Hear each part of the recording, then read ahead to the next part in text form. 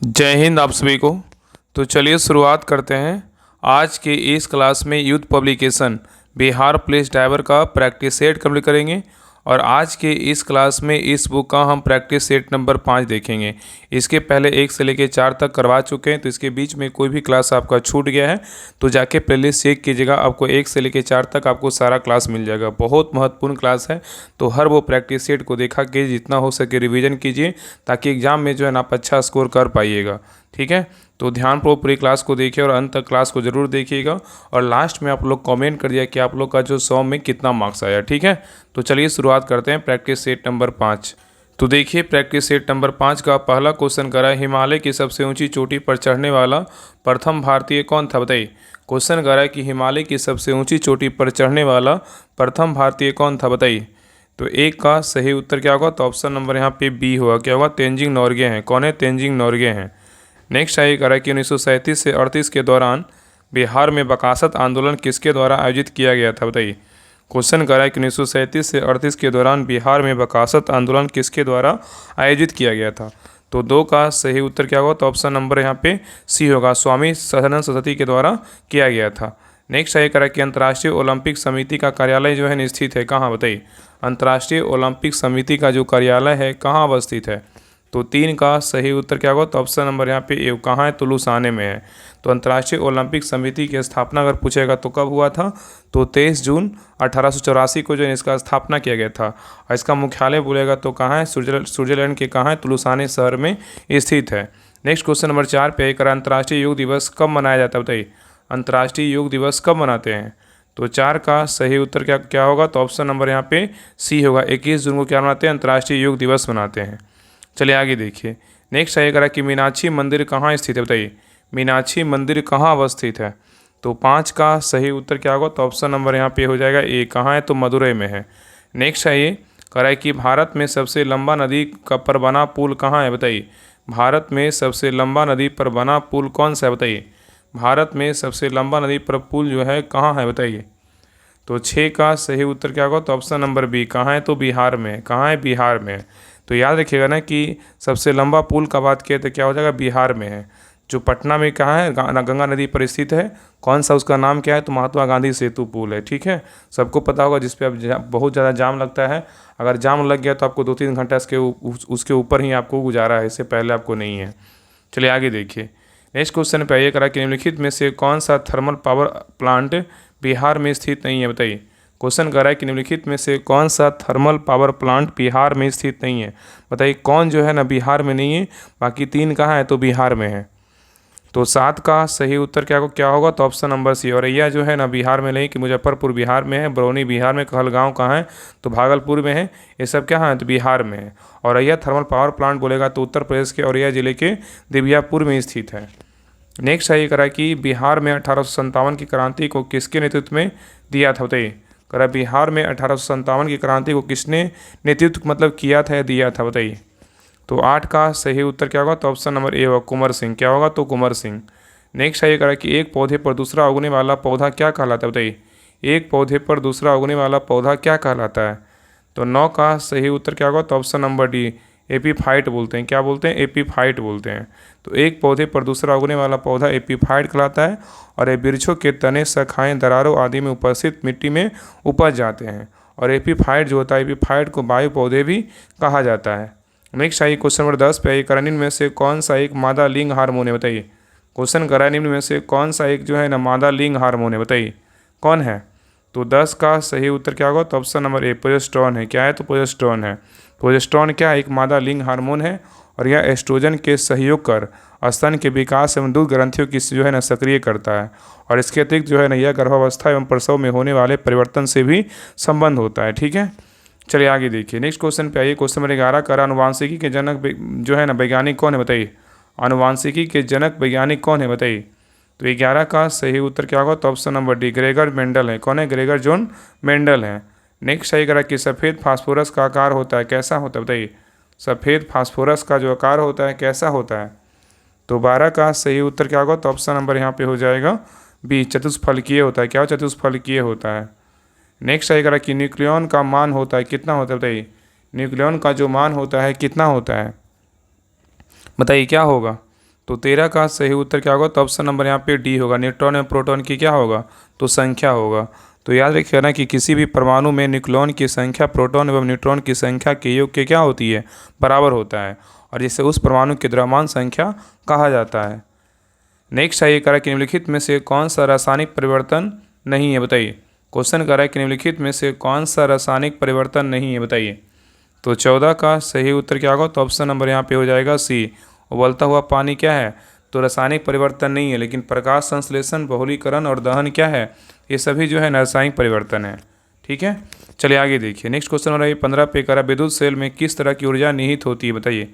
करा विद्युत सेल में किस तरह की ऊर्जा निहित होती है? बताइए। तो 15 का सही उत्तर क्या होगा? तो ऑप्शन नंबर सी, रासायनिक ऊर्जा क्या होता है? तो निहित होता है। चलिए आगे देखिए। नेक्स्ट है, ये करा कि किस तापक्रम पर सेल्सियस एवं फारेनहाइट के मान समान होते हैं? बताइए। क्वेश्चन करा कि किस तापक्रम पर सेल्सियस एवं फारेनहाइट के मान समान होते हैं? कितना पर होता है? तो 16 का सही उत्तर क्या होगा? तो ऑप्शन नंबर सी होगा। -40 डिग्री सेल्सियस पर क्या होता है? तो समान होता है। तो -40 डिग्री सेल्सियस पर सेल्सियस एवं फारेनहाइट के मान क्या होते हैं? तो समान होते हैं। नेक्स्ट है करा कि बस के अचानक मुड़ने पर बस में खड़ा यात्री बाहर की ओर गिर पड़ता है, इसका प्रमुख कारण क्या है? बताइए। क्वेश्चन करा है कि बस के अचानक मुड़ने पर बस में खड़ा यात्री बाहर की ओर गिर पड़ता है, इसका प्रमुख कारण क्या है? तो 17 का सही उत्तर क्या क्या होगा? तो ऑप्शन नंबर यहाँ पे बी होगा। गति का क्या है? जड़त्व है। नेक्स्ट है करा कि वायु दाब को मापने वाला यंत्र क्या कहलाता है? बताइए। वायु दाब को मापने वाला यंत्र क्या कहलाता है? तो 18 का सही उत्तर क्या होगा? तो ऑप्शन नंबर 1, बैरोमीटर कहते हैं। क्या कहते हैं? बैरोमीटर कहते हैं। नेक्स्ट है करा कि मिशन इंद्रधनुष कहाँ आरंभ किया गया? बताइए। मिशन इंद्रधनुष कहाँ आरंभ किया गया? तो 19 का सही उत्तर क्या होगा? तो ऑप्शन नंबर यहाँ पे हो जाएगा सी, वडनगर जो है ना, गुजरात में किया गया। तो याद रखिएगा कि प्रधानमंत्री नरेंद्र मोदी ने सघन मिशन इंद्रधनुष अभियान की शुरुआत 8 अक्टूबर 2017 को वडनगर गुजरात से की थी। चलिए आगे देखिए। कह रहा है कि अल्प बेरोजगारी, कह रहा है कि अल्प जो है ना, अल्प बेरोजगारी तब होती है जब लोग क्या करते हैं? बताइए। अल्प बेरोजगारी तब होती है जब लोग क्या करते हैं? बताइए। तो 20 का सही उत्तर क्या क्या होगा? तो ऑप्शन नंबर यहाँ पे सी होगा। अपनी क्षमता से जो है ना कम काम करते हैं। तो अल्प बेरोजगारी तब होती है जब लोग अपनी क्षमता से कम काम करते हैं, और कभी कभी एक व्यक्ति किसी आर्थिक गतिविधि में संलग्न है, मतलब हो तो, परंतु जो है संलग्न तो है, परंतु वह जो है ना उसकी योग्यता पर और प्रयास के अनुसार जो है ना पूर्ण रोजगार नहीं दे पाती है। यही क्या है? तो अल्प बेरोजगारी जो है ना कहलाता है। नेक्स्ट है करा कि किस वर्ष राष्ट्रीय जनसंख्या नीति NPP नेशनल जो है ना क्या है पॉल्यूशन पॉलिसी लागू की गई? बताइए। इसका अगर फुल फॉर्म पूछेगा ना कि NPP का फुल फॉर्म क्या है, तो नेशनल पॉपुलेशन पॉलिसी होता है। तो यहाँ पे कह रहा है कि किस वर्ष राष्ट्रीय जनसंख्या नीति NPP लागू किया गया? बताइए कब लागू किया गया? तो 21 का सही उत्तर क्या होगा? तो ऑप्शन नंबर यहाँ पे ये होगा, फरवरी 2000 में जो है इसको लागू किया गया। चलिए आगे देखिए। नेक्स्ट है अवमूल्यन का अर्थ क्या होता है? बताइए। अवमूल्यन का जो अर्थ होता है क्या होता है? तो 22 का सही उत्तर क्या होगा? तो ऑप्शन नंबर यहाँ पे ए होगा। मुद्रा के मूल्यों में क्या होगा? तो कमी होगा। नेक्स्ट है कि भारत में कृष्ण क्रांति किस क्षेत्र से संबंधित है? बताइए। भारत में कृष्ण क्रांति किस क्षेत्र से संबंधित है? तो 23 का सही उत्तर क्या होगा? तो ऑप्शन नंबर जो है ना सी होगा। पेट्रोलियम से क्या है? तो संबंधित है। नेक्स्ट है खरिया जनजाति मुक्ता निवास करती है, कहाँ करती है? बताइए। खरिया जनजाति मुक्ता निवास करती है कहाँ? बताइए। तो 24 का सही उत्तर क्या होगा? तो ऑप्शन नंबर यहाँ पे बी होगा। झारखंड में निवास करती है। तो खरिया जनजाति झारखंड राज्य में क्या करती है? निवास करती है। और खरिया जनजाति भारत की प्रमुख जनजातियों में से क्या है? तो एक है। नेक्स्ट है करा कि लिग्नाइट जो है ना किस प्रकार का कोयला है? बताइए। लिग्नाइट जो है किस प्रकार का कोयला है? तो 25 का सही उत्तर क्या होगा? तो ऑप्शन नंबर डी, निम्न स्तर का क्या है? तो कोयला है। नेक्स्ट है करा कि भारत का एकमात्र राज्य कौन सा है जहाँ केसर का उत्पादन होता है? बताइए। क्वेश्चन करा कि भारत का एकमात्र राज्य कौन सा है जहाँ केसर का उत्पादन होता है? तो 26 का सही उत्तर क्या होगा? तो ऑप्शन नंबर 1, कौन सा राज्य है? तो जम्मू कश्मीर है। ठीक है, तो याद रखिएगा ना कि केसर का वनस्पति का नाम बोलेगा क्रोकस सटाइवस होता है, और इसे जो है ना सैफरन के नाम से भी क्या करते जानते हैं। और विश्व में केसर उत्पादक में प्रमुख देश बोलेगा तो फ्रांस, स्पेन, भारत, ईरान और क्या है? इटली है। ये सभी क्या है? तो प्रमुख जो है उत्पादक जो है ना देश है। ठीक है, और भारत में केसर का उत्पादन बोलेगा तो कहाँ होता है? जम्मू कश्मीर में होता है। चलिए आगे देखिए। नेक्स्ट है करा कि नागार्जुन सागर बांध किस नदी पर जो है ना स्थित है, मतलब आधारित है? बताइए। नागार्जुन सागर बांध किस नदी पर क्या है? तो स्थित है। बताइए। तो 27 का सही उत्तर क्या होगा? तो ऑप्शन नंबर यहाँ पे सी होगा। कृष्णा नदी पर क्या है? तो स्थित है। नेक्स्ट आइए करा कि धुआंधार जलप्रपात का संबंध निम्नलिखित में से किस नदी से है, बताइए। क्वेश्चन करा कि धुआंधार जलप्रपात जो है ना का संबंध निम्नलिखित में से किस नदी से है। तो 28 का सही उत्तर क्या होगा, तो ऑप्शन नंबर डी। किस नदी से है, तो नर्मदा नदी से है। ठीक है, धुआंधार जलप्रपात मध्य प्रदेश के जबलपुर जिले में नर्मदा नदी पर स्थित है और यह एक महत्वपूर्ण पर्यटक स्थल है। यह प्रपात जो है ना, यह जलप्रपात प्रसिद्ध संगमरमर की चट्टानों से क्या है, निकलता है। चलिए आगे देखिए। नेक्स्ट है ये करा कि निम्नलिखित में से किन देशों के समूह से भूमध्य रेखा गुजरती है, बताइए। करा कि निम्नलिखित में से किन देशों के समूह से भूमध्य रेखा गुजरती है। तो 29 का सही उत्तर क्या होगा, तो ऑप्शन नंबर यहाँ पे बी होगा। कोलंबिया, केनिया तथा इंडोनेशिया से क्या होता है, गुजरता है। तो भूमध्य रेखा जो है 13 देशों और 3 महाद्वीप और 3 जल निकायों से होकर गुजरती है। याद रखिएगा ना कि भूमध्य रेखा जो है 13 देशों और 3 महाद्वीपों और 3 जल निकायों से होकर गुजरती है। चलिए आगे देखिए, कह रहा है कि विश्व का सबसे आर्द्र स्थान जो है ना कहाँ पर, बताइए। विश्व का सबसे बड़ा जो आर्द्र स्थान है कहाँ पर है। तो 30 का सही उत्तर क्या होगा, तो ऑप्शन नंबर ए। कहाँ है, तो एशिया में है। कहाँ है, तो एशिया में है। तो विश्व का सबसे बड़ा आर्द्र स्थान बोलेगा एशिया महाद्वीप में है। भारत के मेघालय राज्य में स्थित मानसीराम में है। ठीक है, और यह विश्व में सर्वाधिक वर्षा होती है। यहाँ पर जो है ना विश्व में क्या होती है, सर्वाधिक वर्षा होती है। नेक्स्ट है, निम्न में से कौन विश्व की सबसे व्यस्तम नहर है, बताइए। क्वेश्चन करा, निम्न में से कौन विश्व की सबसे व्यस्तम नहर है। सबसे व्यस्तम नहर का बात की, सबसे व्यस्तम नहर कौन सा है। तो 31 का सही उत्तर क्या होगा, तो ऑप्शन नंबर बी होगा। कील नहर है। कौन सा नहर है, तो कील नहर है। तो कील नहर जो है ना विश्व की क्या है, सबसे व्यस्तम नहर है। और यह नहर उत्तरी सागर को बाल्टिक सागर से जोड़ती है। अगर क्वेश्चन पूछे कि कौन सा नहर है जो उत्तरी सागर को बाल्टिक सागर से जोड़ता है, तो कील नहर है। चलिए आगे देखिए। नेक्स्ट है करा कि विश्व का सबसे गहरा महासागर कौन सा है, बताइए। सबसे गहरा महासागर का बात की, सबसे गहरा महासागर जो है कौन सा है। तो 32 का सही उत्तर क्या होगा, तो ऑप्शन नंबर यहाँ ए होगा। प्रशांत महासागर। कौन सा महासागर है, तो प्रशांत महासागर है। नेक्स्ट आइए करा कि सूर्य में कौन सा तत्व सर्वाधिक मात्रा में रहता है, बताइए। सूर्य में कौन सा तत्व सर्वाधिक मात्रा में रहता है। तो 33 का सही उत्तर क्या होगा, तो ऑप्शन नंबर बी। कौन सा है, तो हाइड्रोजन है। कौन सा है, हाइड्रोजन है। नेक्स्ट आइए करा कि राज्यपाल का वेतन किस कोष से आता है, बताइए। राज्यपाल का जो वेतन है वो किस कोष से आता है। तो 34 का सही उत्तर क्या होगा, तो ऑप्शन नंबर बी होगा। राज्य की संचित निधि से आता है। कहाँ से आता है, तो राज्य की जो है ना संचित निधि से आता है। ठीक है, चलिए आगे देखिए। नेक्स्ट है करा कि राष्ट्रीय गीत वंदे मातरम किसने लिखा है, बताइए। राष्ट्रीय गीत वंदे मातरम किसने लिखा है। तो 35 का सही उत्तर क्या होगा, तो ऑप्शन नंबर क्या होगा, बी होगा। बंकिम चंद्र चटर्जी ने लिखा है। नेक्स्ट आइए करा कि भारतीय संविधान की प्रस्तावना में पंथ निरपेक्ष शब्द किस संशोधन द्वारा जोड़ा गया, बताइए। क्वेश्चन करा कि भारतीय संविधान की प्रस्तावना में पंथ निरपेक्ष शब्द किस संशोधन द्वारा जोड़ा गया है। तो 36 का सही उत्तर क्या होगा, तो ऑप्शन नंबर यहाँ पे हो जाएगा ए। 42वां संविधान संशोधन 1976 के द्वारा इसको जोड़ा गया है। नेक्स्ट है करा इंदिरा गांधी द्वारा राष्ट्रीय पदकाल की घोषणा कब की गई, बताइए। इंदिरा गांधी द्वारा राष्ट्रीय पदकाल की घोषणा कब की गई है। तो 37 का सही उत्तर क्या होगा, तो ऑप्शन नंबर यहाँ पे सी 1975 में किया गया। नेक्स्ट है ये करा कि निम्नलिखित में से कौन 29 अगस्त 1947 में गठित प्रारूप समिति के सदस्य नहीं थे, बताइए। कौन नहीं थे। क्वेश्चन कर रहा है कि निम्नलिखित में से कौन 29 अगस्त 1947 में गठित प्रारूप समिति के सदस्य नहीं थे, बताइए। कौन नहीं थे। तो 38 का सही उत्तर क्या होगा, तो ऑप्शन नंबर यहाँ पे हो जाएगा बी। के.एम. पनिकर नहीं थे, लेकिन डॉक्टर भीमराव अम्बेडकर थे, डॉक्टर के.एम. मुंशी थे और बी.एल. मित्र थे। नेक्स्ट है ये करा कि भारत के पहले मुख्य चुनाव आयुक्त कौन थे, बताइए। भारत के पहले मुख्य चुनाव आयुक्त कौन थे। तो 39 का सही उत्तर क्या होगा, तो ऑप्शन नंबर यहाँ पे हो जाएगा बी। सुकुमार सेन थे। कौन थे, सुकुमार सेन थे। ठीक है, तो याद रखिए करा क्वेश्चन कर रहा है कि भारत के पहले मुख्य चुनाव आयुक्त कौन थे, तो सुकुमार सेन थे। चलिए आगे देखिए। नेक्स्ट क्वेश्चन पे ये करा कि राज्य विधान परिषद की न्यूनतम सदस्य संख्या कितनी है, बताइए। राज्य विधान परिषद की न्यूनतम सदस्य संख्या कितनी है।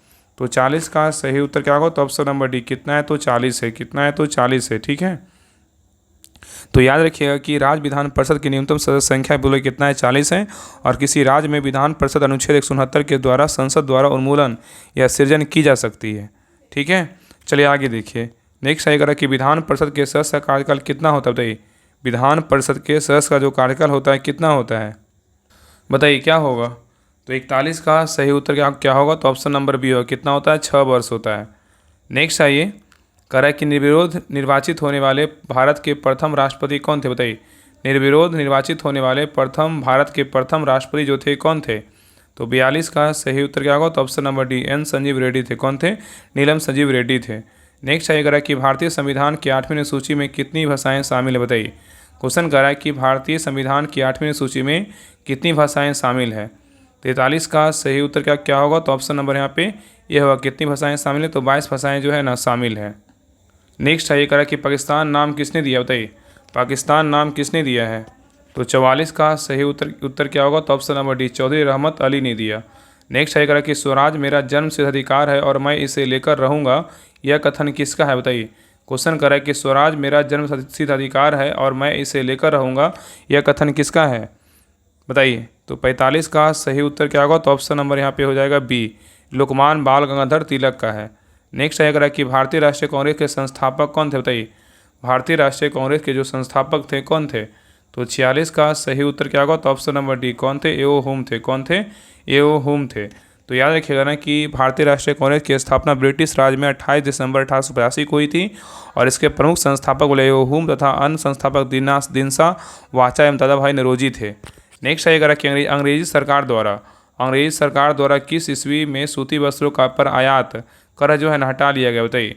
क्वेश्चन करा अंग्रेजी सरकार द्वारा किस ईस्वी में सूती वस्त्रों पर आयात कर हटा लिया गया था, कब हटाया गया था, तो 47 का सही उत्तर क्या होगा, तो ऑप्शन नंबर यहाँ पे हो जाएगा बी, 1881 में हटाया गया था। तो याद रखिएगा ना कि भारतीय सूती वस्त्र उद्योग की वास्तविक विकास 1851 में बॉम्बे स्पिनिंग एंड वीविंग जो है मिल की स्थापना के साथ शुरू हुआ था और अंग्रेजी सरकार द्वारा सूती वस्त्रों पर आयात जो है 1881 ईस्वी में हटा लिया गया था। और धातु है कि सूती वस्त्र उद्योग की उत्पत्ति 1818 ईस्वी में शुरू की गई थी।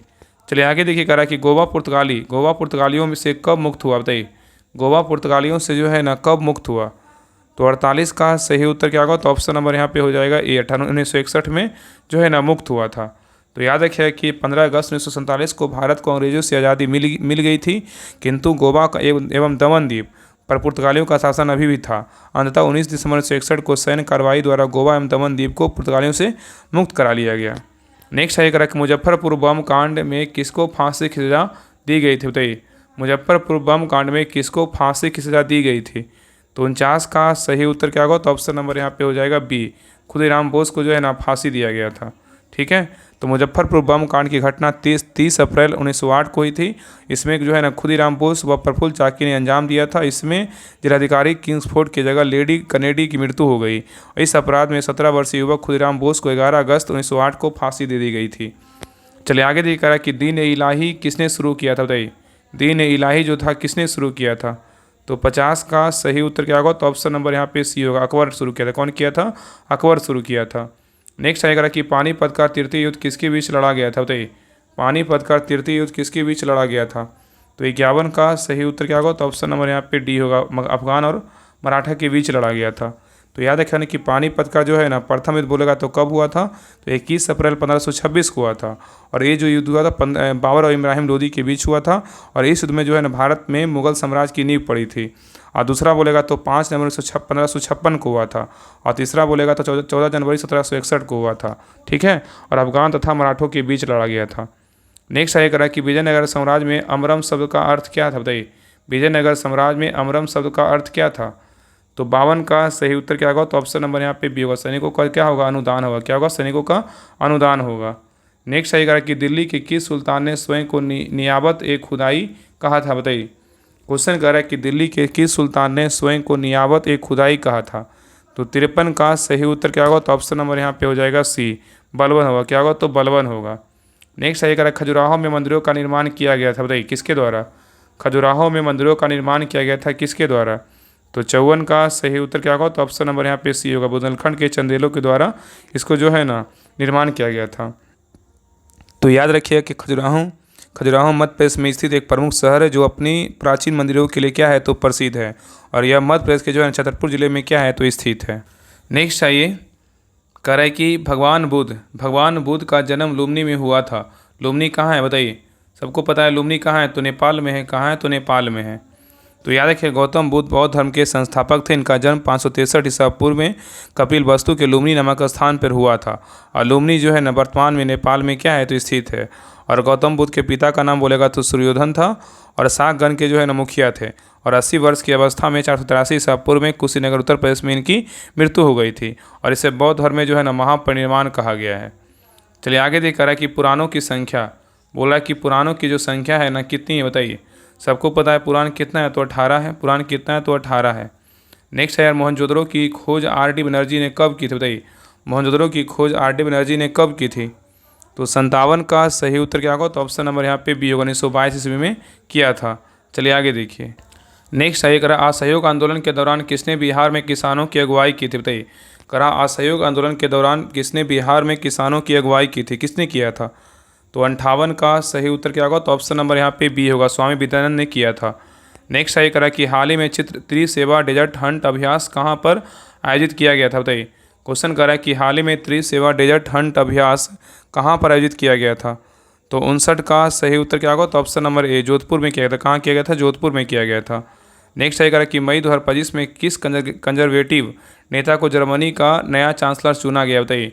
करा कि मई 2025 में किस कंजर्वेटिव नेता को जर्मनी का नया चांसलर चुना गया है, तो 60 का सही उत्तर क्या होगा, तो ऑप्शन नंबर ए होगा, फ्रेडरिक मर्ज को चुना गया है।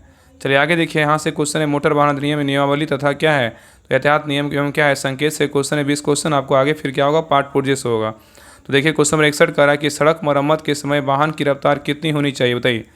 क्वेश्चन कह रहा है कि सड़क मरम्मत के समय वाहन की रफ्तार कितनी होनी चाहिए बताइए। तो 61 का सही उत्तर क्या होगा, तो ऑप्शन नंबर यहाँ पे बी होगा, 25 किलोमीटर प्रति घंटा होनी चाहिए। नेक्स्ट है करा कि वाहन चलाते समय किस बात का ध्यान रखना चाहिए बताइए। वाहन चलाते समय किस बात का ध्यान रखना चाहिए, क्या होगा, तो 62 का सही उत्तर क्या होगा, तो ऑप्शन नंबर यहाँ पे डी होगा। सभी क्या है, तो रोड लाइन का जो है ना, रोड लाइन का ध्यान रखना चाहिए, रोड सेंस का ध्यान रखना चाहिए, और रोड सिग्नल का जो है ध्यान रखना चाहिए। ठीक है, तो इन सभी का जो है ध्यान रखना क्या है, ज़रूरी है। चलिए आगे देखिए। नेक्स्ट आइए, कह सड़क सुरक्षा दिशा निर्देशों के अनुसार आपको अपनी हेडलाइट जो है ना कब चालू करनी चाहिए बताइए।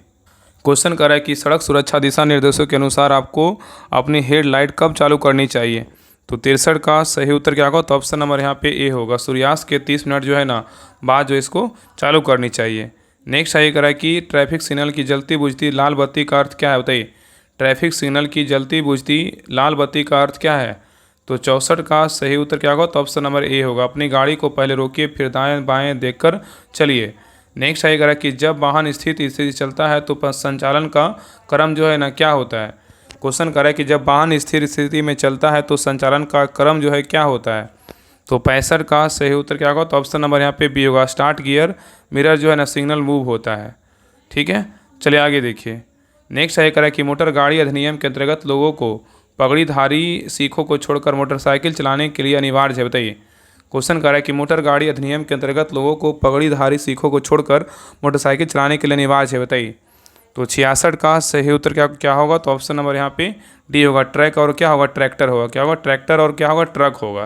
तो यहाँ पे क्वेश्चन कर रहा है कि मोटर गाड़ी अधिनियम के अंतर्गत लोगों को मतलब पगड़ीधारी सीखों को छोड़कर मोटरसाइकिल चलाने के लिए अनिवार्य है, तो ट्रैक्टर और क्या है, ट्रक को है। ठीक है, याद रखिएगा। चलिए आगे देखिए। नेक्स्ट आइए, कह रहा है कि मोटर वाहन अधिनियम की धारा 131 चालक के निम्न में से किन कर्तव्यों का निर्धारण करती है बताइए। क्वेश्चन कर रहा है कि मोटर वाहन अधिनियम की धारा 131 चालक के निम्न में से किन कर्तव्यों का मतलब क्या है, निर्धारण करती है। ऑप्शन को देखिए और आंसर बताइए क्या होगा। तो 67 का सही उत्तर क्या होगा, तो ऑप्शन नंबर यहाँ पे हो जाएगा डी, सुरक्षा रहित रेलवे क्रॉसिंग पर सावधानी के संबंध में। नेक्स्ट है कह रहा है कि यदि कोई व्यक्ति अपना निवास स्थान बदलता है तो उसे कितने दिनों के भीतर नए पते पर पंजीकरण प्रमाण पत्र में दर्ज करवाने के लिए आवेदन करना होगा बताइए। क्वेश्चन कर रहा है यदि कोई व्यक्ति अपना निवास स्थान बदलता है तो उसे कितने दिनों के भीतर नए पते को पंजीकरण प्रमाण पत्र में दर्ज करवाने के लिए आवेदन करना होगा। तो 68 का सही उत्तर क्या होगा, तो ऑप्शन नंबर यहाँ पे बी होगा, 30 दिन। क्या होगा, तो 30 दिन। नेक्स्ट है कह रहा है कि इस नियमावली के अनुसार अपीलीय प्राधिकारी जो है ना कौन है जो लाइसेंसिंग प्राधिकारी के आदेशों के खिलाफ अपील सुनता है बताइए। क्वेश्चन करा इस नियमावली के अनुसार अपीलियट प्राधिकारी अपीलियट अथॉरिटी कौन है जो लाइसेंसिंग प्राधिकारी के आदेशों के खिलाफ अपील सुनता है। तो 69 का सही उत्तर क्या होगा, तो ऑप्शन नंबर यहाँ पे सी होगा, जिला मजिस्ट्रेट सुनता है। कौन सुनता है, जिला मजिस्ट्रेट सुनता है। नेक्स्ट है करा कि किसी वाहन के मालिक की मृत्यु हो जाने पर वाहन का कब्जा रखने वाले व्यक्ति को कितने समय के भीतर पंजीकरण प्राधिकार को सूचित करना होता है बताइए। क्वेश्चन करा कि किसी वाहन के मालिक की मृत्यु हो जाने पर वाहन का कब्जा कर रखने वाले व्यक्ति को कितने समय के भीतर पंजीकरण प्राधिकारी घोषित करना होता है।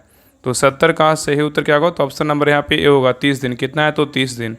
नेक्स्ट है करा कि इलेक्ट्रिक वाहनों के लिए किस रंग की नंबर प्लेट का उपयोग किया जाता है। क्वेश्चन करा इलेक्ट्रिक वाहनों के लिए किस रंग की नंबर प्लेट का उपयोग किया जाता है, बताइए। तो 71 का सही उत्तर क्या होगा, तो ऑप्शन नंबर यहाँ पे हो जाएगा सी, हरी प्लेट पर जो है ना सफ़ेद अक्षर होता है। नेक्स्ट सही करा कि CMVR के नियम 115 के 2 के अनुसार प्रत्येक मोटर वाहन को एक वैध जो है ना मतलब क्या प्रमाण पत्र के साथ रखना आवश्यक है, बताइए। क्वेश्चन करा कि CMVR के नियम 115 के 2 के अनुसार प्रत्येक मोटर वाहन को एक वैध जो है ना कौन सा प्रमाण पत्र साथ में रखना क्या है, तो आवश्यक है। तो 72 का सही उत्तर क्या होगा, तो ऑप्शन नंबर सी होगा, प्रदूषण नियंत्रण मतलब PUC रखना क्या है, तो अनिवार्य है। नेक्स्ट आइए करा कि नियम 138 के 3 के अनुसार कार में बैठे किन व्यक्तियों के पीछे के लिए सीट बेल्ट पहनना अनिवार्य है, बताइए। क्वेश्चन करा नियम 138 के 3 के अनुसार कार में बैठे किन व्यक्तियों के लिए सीट बेल्ट पहनना अनिवार्य है। तो 73 का सही उत्तर क्या होगा, तो ऑप्शन नंबर यहाँ पे हो जाएगा सी होगा, कार में बैठे सभी यात्रियों के लिए क्या है, तो अनिवार्य है। नेक्स्ट आइए कहा कि मोटर वाहन अधिनियम के तहत जारी लर्नर के लाइसेंस की अधिकतम वैधता अवधि क्या है, बताइए। क्वेश्चन करा कि मोटर वाहन अधिनियम के तहत जारी लर्नर लाइसेंस की अधिकतम वैधता अवधि क्या है। तो 74 का सही उत्तर क्या होगा, तो ऑप्शन नंबर यहाँ पे हो जाएगा सी, कितना है, तो 6 महीने हैं। नेक्स्ट सही करा कि खतरनाक तरीके से गाड़ी चलाने डेंजरस ड्राइविंग के लिए मोटर वाहन अधिनियम 1988 की कौन सी धारा का प्रावधान करती है, बताइए। क्वेश्चन कर रहा है कि खतरनाक तरीके से गाड़ी चलाने मतलब डेंजरस ड्राइविंग के लिए मोटर वाहन अधिनियम 1988 की कौन सी धारा प्रदान करती है, बताइए। तो जो है ना यहाँ पे कर रहा है कौन सी धारा जो है प्रावधान करती है, बताइए कौन सा धारा है। तो 75 का सही उत्तर क्या होगा, तो ऑप्शन नंबर यहाँ पे हो जाएगा बी, धारा कितना 184 है। नेक्स्ट सही करा कि यदि कोई व्यक्ति शराब या ड्रग्स के प्रभाव में गाड़ी चलाते हुए पकड़ा जाता है तो मोटर वाहन अधिनियम 1988 किस धारा के तहत उस पर जुर्माना लगाया जाएगा, बताइए। क्वेश्चन करा यदि कोई व्यक्ति शराब या ड्रग्स के प्रभाव में गाड़ी चलाते हुए पकड़ा जाता है तो मोटर वाहन अधिनियम 1988 किस धारा के तहत उस पर जुर्माना लगाया जा सकता है। तो सही उत्तर क्या होगा, तो ऑप्शन नंबर यहाँ पे हो जाएगा डी, कितना होगा, धारा कितना होगा 185 होगा। चलिए आगे देखिए। नेक्स्ट सही करा कि नवीनतम संशोधन वाहन अधिनियम 2019 कब से लागू हुआ था, बताइए। क्वेश्चन करा कि नवीनतम संशोधन वाहन अधिनियम 2019 कब से लागू हुआ। तो 77 का सही उत्तर क्या होगा, तो ऑप्शन नंबर यहाँ पे सी होगा, 1 सितंबर 2019 को लागू किया गया। नेक्स्ट सही करा कि मोटर वाहन अधिनियम 1988 के अनुसार भारी यात्री मोटर वाहन का न्यूनतम वजन कितना होना चाहिए, बताइए। क्वेश्चन करा कि मोटर वाहन अधिनियम 1988 के अनुसार भारी यात्री मोटर वाहन का न्यूनतम वजन कितना होना चाहिए। तो 78 का सही उत्तर क्या होगा, तो ऑप्शन नंबर यहाँ पे सी होगा, कितना है, तो 12,000 किलोग्राम होना चाहिए। चलिए आगे देखिए। करा कि वाहन चलाते समय मोबाइल फ़ोन का प्रयोग किया जा सकता है, बताइए किसके लिए। करा कि वाहन चलाते समय मोबाइल फ़ोन का प्रयोग किया जा सकता है किसके लिए। तो 79 का सही उत्तर क्या होगा, तो ऑप्शन नंबर यहाँ पे सी होगा, क्या है, तो वर्जित है। तो वाहन चलाते समय मोबाइल फ़ोन का प्रयोग किया जा सकता है मतलब नहीं, बिल्कुल क्या है, तो वर्जित है। ठीक है, चलिए आगे देखिए। नेक्स्ट क्वेश्चन पे आगे करा कि प्रेशर हॉर्न का प्रयोग होता है किसके लिए, बताइए। प्रेशर हॉर्न का प्रयोग होता है किसके लिए। तो 80 का सही उत्तर क्या होगा, तो ऑप्शन नंबर यहाँ पे हो जाएगा डी, गैर कानूनी है। क्या है, तो गैर कानूनी है। तो याद रखिएगा ना कि प्रेशर हॉर्न का प्रयोग क्या है, तो गैर कानूनी है। चलिए आगे देखिए। क्वेश्चन नंबर 81 से क्या है, तो वाहन के पार्ट पुर्जे लुब्रिकेटिंग हम क्या है, रख रखाव से क्वेश्चन है। तो कह रहा है ना कि पेट्रोल का कैलोरीफिक मान होता है कितना होता है, पेट्रोल का कैलोरीफिक जो मान होता है कितना होता है। तो 81 का सही उत्तर क्या होगा, तो ऑप्शन नंबर यहाँ पे हो जाएगा सी, 45.8 जो है ना मीटर जूल प्रति केजी होगा। चलिए आगे देखिए। नेक्स्ट आएगा कि वास्तविक रूप से वाहन का अगला भार किस पर पड़ता है, बताइए। वास्तविक रूप से वाहन का अगला भार जो है ना किस पर पड़ता है। तो 82 का सही उत्तर क्या होगा, तो ऑप्शन नंबर यहाँ पे ए होगा, एक्सल बीम है। क्या है, एक्सल बीम है। नेक्स्ट आएगा कि व्हील में स्पोक का क्या कार्य है, बताइए। व्हील में स्पोक का जो कार्य है ना क्या है। तो 83 का सही उत्तर क्या होगा, तो ऑप्शन नंबर यहाँ पे हो जाएगा, क्या हो जाएगा, तो ए होगा, रिम को उचित जो है ना गोलाई प्रदान करना। तो यहाँ पे कह रहा है कि व्हील में स्पोक का क्या कार्य है, तो रिम को उचित गोलाई प्रदान करना। तो व्हील में जो है ना स्पोक का कार्य रिम को उचित गोलाई प्रदान करना है और हब में स्पोक फंसाकर उन्हें रिंग में के साथ गोल्ड वेल्ड कर दिया जाता है और समय समय पर इन्हें समायोजित करने की व्यवस्था की जानी चाहिए। नेक्स्ट आइए करा कि एक वाहन में डिफरेंशियल की क्या भूमिका होती है, बताइए। एक वाहन में डिफरेंशियल की क्या भूमिका होती है, बताइए। तो क्वेश्चन कर रहा है कि एक वाहन में डिफरेंशियल की क्या भूमिका होती है, बताइए। इसका क्या भूमिका होता है डिफरेंशियल की भूमिका। तो 84 का सही उत्तर क्या होगा, तो ऑप्शन नंबर यहाँ पे हो जाएगा ए होगा, यह पावर को सही कोण में क्या करता है, प्रेषित करता है। ठीक है, याद रखिएगा। चलिए आगे देखिए। कह रहा है कि किस प्रकार क्लच शोर रहित होता है, बताइए। किस प्रकार का क्लच जो है ना शोर रहित होता है, कौन सा होता है। तो 85 का सही उत्तर क्या होगा? तो ऑप्शन नंबर यहाँ पे हो जाएगा B, diaphragm spring plate clutch है। क्या है? डायफ्राम स्प्रिंग क्या है? तो प्लेट क्लच है, प्लेट क्लच है। नेक्स्ट आइए, कह रहा है कि EFI इंजन में मैनेजमेंट सिस्टम का क्या लाभ है? बताइए, EFI इंजन में मैनेजमेंट सिस्टम का क्या लाभ है? बताइए। तो 86 का सही उत्तर के क्या होगा? तो ऑप्शन नंबर यहाँ पे हो जाएगा सी होगा, बेहतर स्टार्टिंग और क्या एक्सीलरेशन है। तो EFI इंजन मैनेजमेंट सिस्टम का क्या लाभ है? तो बेहतर स्टार्टिंग और क्या एक्सीलरेशन है। नेक्स्ट आइए, कह रहा है कि चार्जिंग सिस्टम में भी पुल्ली का क्या कार्य होता है? बताइए, चार्जिंग सिस्टम में भी पुल्ली का क्या कार्य है? तो 87 का सही उत्तर क्या होगा? तो ऑप्शन नंबर यहाँ पे हो जाएगा बी होगा, अल्टरनेटर रोटर को क्या करना है? रोटेट करना होता है।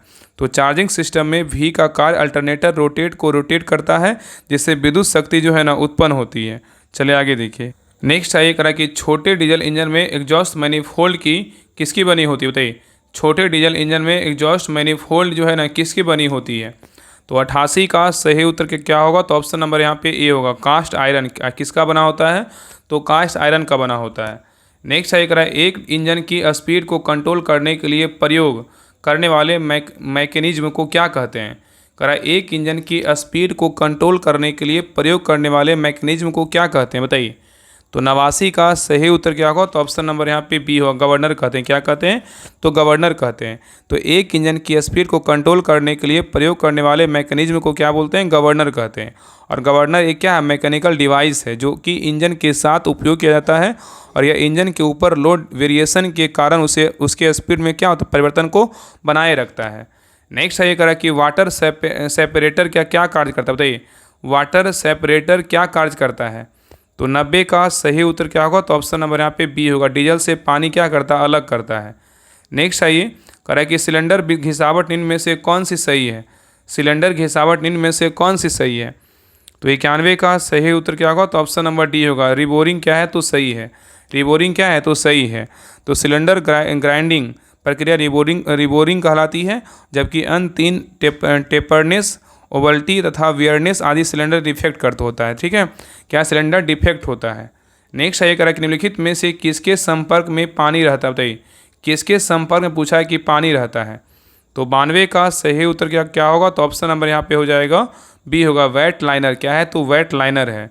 तो सिलेंडर जो है ना, सिलेंडर क्या करता है? यहाँ पे देखिएगा ना कि यहाँ पे क्या पूछा है कि निम्नलिखित में से किसके संपर्क में पानी रहता है? तो वेट लाइनर होगा। तो वेट लाइनर के संपर्क में क्या होता है? तो पानी रहता है। नेक्स्ट आएगा कि सिलेंडर ब्लॉक में लाइनर फिटिंग किस मशीन से करते हैं? सिलेंडर ब्लॉक में लाइनर फिटिंग किस मशीन से करते हैं? तो 93 का सही उत्तर क्या होगा? तो ऑप्शन नंबर यहाँ पे हो जाएगा ए, हाइड्रोलिक जो है ना प्रेस से करते हैं। किससे बोलते हैं? हाइड्रोलिक प्रेस से करते हैं। नेक्स्ट आइए कहा कि इंजन वॉल्व इनमें से किसके द्वारा खोले जाते हैं? बताइए, इंजन वॉल्व इनमें से किसके द्वारा खोले जाते हैं? तो 94 का सही उत्तर क्या होगा? तो ऑप्शन नंबर यहाँ पे ए होगा, कैम शाफ्ट से खोले जाते हैं। तो इंजन वॉल्व जो है ना कैम शाफ्ट के द्वारा खोले जाते हैं, और कैम शाफ्ट इनलेट तथा एग्जॉस्ट वॉल्व को खोलता तथा क्या करता है? बंद करता है।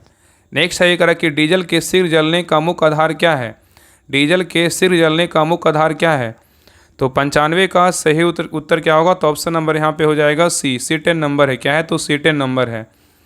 नेक्स्ट है ये करा कि स्नेहन ना करने की दशा में क्या होगा? स्नेहन ना करने की दशा में क्या होगा? तो सही उत्तर क्या होगा? तो ऑप्शन नंबर यहाँ पे 96 क्या होगा? तो ऑप्शन नंबर हो जाएगा, सही उत्तर क्या होगा? तो सी होगा, ए और बी दोनों होगा। ठीक है, तो स्नेहन ना करने की दशा में क्या होगा? तो मशीन अंगों में अधिक घर्षण प्रतिरोधक होगा, और मशीनी ऊर्जा का पर्याप्त भाग घर्षण प्रतिरोध के क्या होगा? विरोध में व्यय होगा। ये दोनों चीज़ होगा। ठीक है, तो यहाँ पे बोल रहा है कि स्नेहन ना करने की दशा में क्या होगा? तो मशीन अंगों में अधिक घर्षण प्रतिरोधक होगा, और मशीन ऊर्जा पर्याप्त भाग घर्षण प्रतिरोध के विरोध में व्यय होगा। ठीक है, चलिए आगे देखिए। नेक्स्ट क्वेश्चन पे आइए करा कि फैन जो है ना कहाँ लगा रहता है? फैन जो है कहाँ लगा रहता है? तो 97 का सही उत्तर क्या होगा? तो ऑप्शन नंबर सी, रेडिएटर के पीछे लगा रहता है। नेक्स्ट है करा कि थर्मोस्टेट वाल्व खुलता है। बताइए, कितना डिग्री सेल्सियस पर? थर्मोस्टेट वाल्व जो खुलता है कितना डिग्री सेल्सियस पर खुलता है? तो 98 का सही उत्तर क्या होगा? तो ऑप्शन नंबर ए होगा, लगभग 80 डिग्री सेल्सियस पर खुलता है। नेक्स्ट है कनेक्टिंग रॉड पर बड़ा सिरा बना होता है, किस में? बताइए, क्वेश्चन कर रहा है कि कनेक्टिंग रॉड का बड़ा सिरा बना होता है, किस में बना होता है? तो 99 का सही उत्तर क्या होगा? तो ऑप्शन नंबर यहाँ पे हो जाएगा बी होगा। दो टुकड़ों में क्या होता है? तो बना होता है। तो कनेक्टिंग रॉड का बड़ा सिरा बना होता है किसमें? तो दो टुकड़ों में बना होता है। नेक्स्ट है क्वेश्चन में लास्ट पे करा, सिलेंडर मुख्यतः किस धातु के बने होते हैं? सिलेंडर जो होते हैं मुख्यतः किस धातु के बने होते हैं? बताइए, सिलेंडर मुख्यतः किस धातु के बने होते हैं? तो 100 का सही उत्तर क्या होगा? तो ऑप्शन नंबर यहाँ पे ए होगा, कास्ट आयरन के बने होते हैं। तो सिलेंडर जो है ना ज़्यादातर कास्ट आयरन के बने होते हैं। ठीक है, तो ये रहा आपका यूथ पब्लिकेशन का प्रैक्टिस सेट नंबर 5 रहा। आप लोग क्लास कैसा लगा आप लोग कमेंट सेक्शन में जरूर बताइएगा। और सभी लोग से रिक्वेस्ट है क्लास को लाइक कीजिएगा, शेयर कीजिएगा, और चैनल पे नए हैं चैनल को सब्सक्राइब जरूर कर लीजिएगा। और आप सभी लोग जो है ना बिहार पुलिस ड्राइवर जो प्रैक्टिस सेट होमवर्क सीरीज जो स्टार्ट हुआ है प्रैक्टिस सेट बैच, उसको ज्वाइन कर लीजिए। उसमें आपको जो है ना सारा प्रैक्टिस सेट करवाया जा रहा है। उसके अलावा आपको उसमें एडिटोरिया 7500 का होमवर्क दे करके और एडिटोरिया 5000 का होमवर्क दे करके जो है ना टेस्ट करवाया जा रहा है। तो आप सभी लोग उस ग्रुप को ज्वाइन कर लीजिए। जिनको भी बिहार पुलिस ड्राइवर का प्रैक्टिस सेट होमवर्क ज्वाइन करना है तो आप इस नंबर पे जो है ना कॉल कर लीजिएगा 7549392490। इस नंबर पे बात कर लीजिएगा और इसी नंबर पे पेमेंट करके जो है 99 रुपये पेमेंट लग रहा है। पेमेंट करके जो है ना आप इसी नंबर पे क्या है तो व्हाट्सएप नंबर पहले आप बात कर लीजिएगा। अगर कुछ प्रॉब्लम हो तो बात कर लीजिएगा। नंबर है 7549392490। पेमेंट करके जो है ना यही नंबर क्या है व्हाट्सएप नंबर, इसी पे स्क्रीनशॉट भेज दीजिएगा। आपको ग्रुप का लिंक जो है 10 मिनट के अंदर आपको मिल जाएगा। तो उस ग्रुप को जरूर ज्वाइन करिए। आप ग्रुप ज्वाइन करके जो है ना प्रैक्टिस सेट को लगाइए। जो भी क्वेश्चन गलत होता है उसमें देखिए कि हाँ मेरा कौन सा क्वेश्चन गलत हुआ, उसका सोल्यूशन पढ़िए, ताकि एक क्वेश्चन के अलावा आपको 4 से 5 क्वेश्चन जो है ना सीखने का मौका मिलेगा। तो जरूर ज्वाइन कीजिए और एडिटोरिया 7500 और 5000 का जो है ना होमवर्क पढ़ करके टेस्ट लगाइए, ताकि आपका जो जीके जीएस का और करेंट का जो आपका 60 क्वेश्चन पूछने वाला है, ताकि आपको उसमें जो है ना आपका स्कोर अच्छा हो पाए। ठीक है, तो बाकी सभी लोग क्लास को लाइक कीजिएगा, शेयर कीजिएगा। तो मिलते हैं एक नई क्लास में, तब तक के लिए जय हिंद जय भारत।